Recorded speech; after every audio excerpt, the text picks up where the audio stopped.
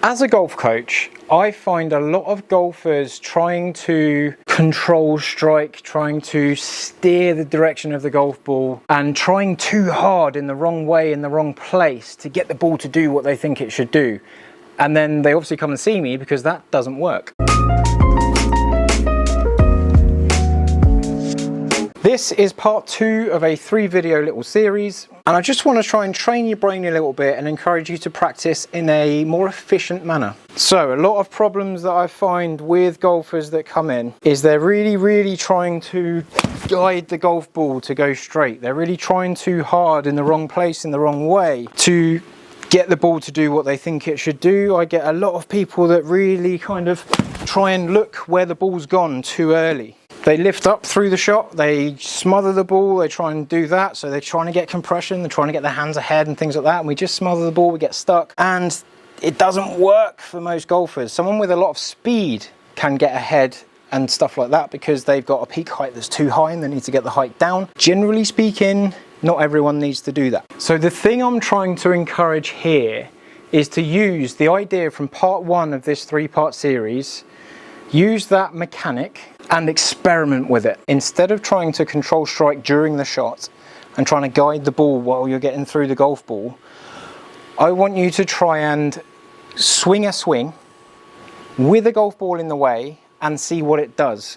So it's very experimental. We're not trying to hit a specific shot. We're trying to do a specific thing, do a specific feeling to see what comes out of that feeling.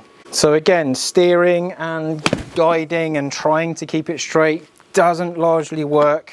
And we might go to a coach and we get a better grip and we get a better takeaway and we get a better backswing. But if we're still a little bit unsure during the shot, or maybe just not quite as tuned into the flight that we can create, we can get very stuck. So I'm stood here with a 7-iron. I'm just going to experiment a little bit. I'm going to make noise over here. I'm going to swing, make noise. I'm going to swing, make noise.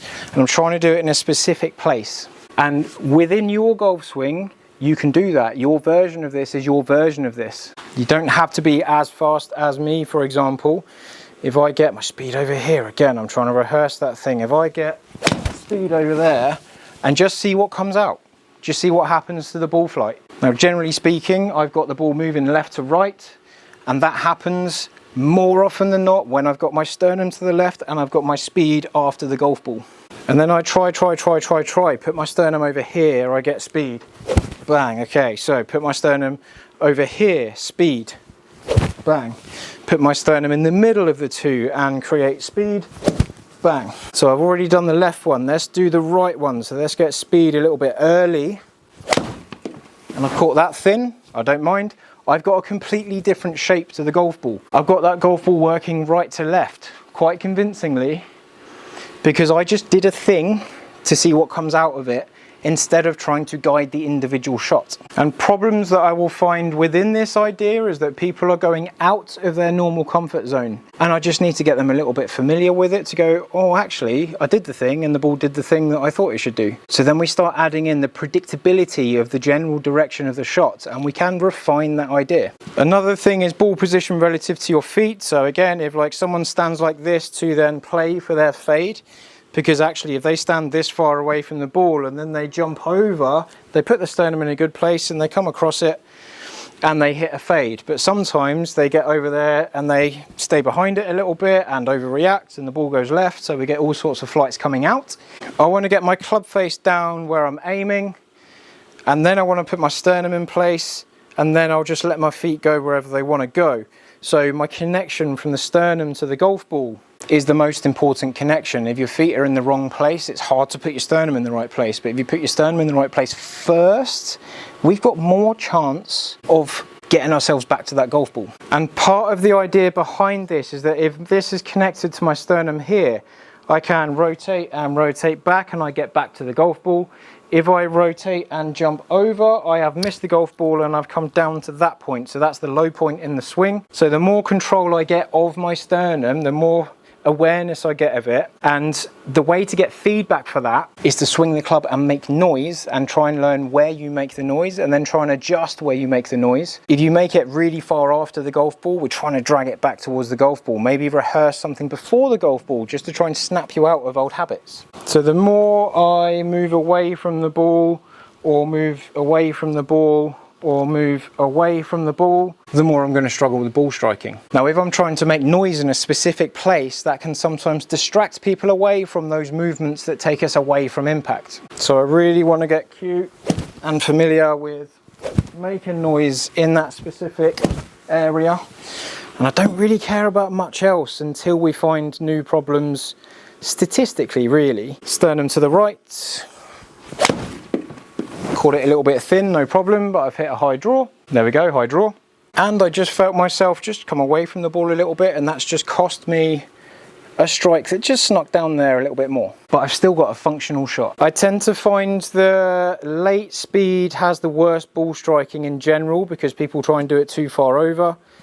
And if I go too late, I get worse shots, it comes out a little bit more. I tend to find early speed works better because we do tend to get a little bit more distance out of it, and most people fall to the left side of the ball if you're right-handed. So the more I get used to creating speed here, if I do this one silly early, then I get that ball working with a high draw that I can predict. I've got the speed gathering before impact, so that speed carries on through the golf ball instead of getting to the ball, hitting it, and then speeding up after the fact. So I get a bit more energy through the ball, I get more of an efficient flight in terms of distance. I'm more likely to skim the turf and still get the golf ball rather than catch halfway up the golf ball. But again, the main thing is do it too much over here, do it too much over there, do it too much over there. With different clubs in your golf bag, do the thing, create the speed, make noise in a certain place, and just see what comes out of the shot. You'll probably learn something that you might learn one spot that you really like that comes off a little bit cleaner. So then you go, oh, I've learned something there. I'm going to put my efforts in this place here, wherever that be. So we're very much practicing the intention and the process. The process is I make noise in a specific place, and then when I'm hitting the golf ball, I'm trying to make noise in that specific space. I'm not trying to control the shot. I'm not trying to force the shot to happen. Because when we're under pressure, it might just be easier to go, right, if I put my speed here, I'm going to be all right. More often than not, I'm going to get the flight that I was getting when I was practicing. If we get under pressure and sort of try and steer the ball, we might steer the ball this much, and we might steer the ball that much, and we might just shut down the speed of the club and just kind of kill the shot, or the shot's ability to be alive and awake. So do the thing that creates the flight that you've rehearsed. And then on the next video that's probably up here somewhere right now, I'm going to talk about how to use this idea on the golf course, but get used to putting your speed in different places, putting your sternum in different places to create other shots. And then you learn, if I want to shape the ball, oh, I do this and that happens, and I do this and that happens. Process to results, not mid-swing on your downswing, oh, I want it to go that way, it's too late.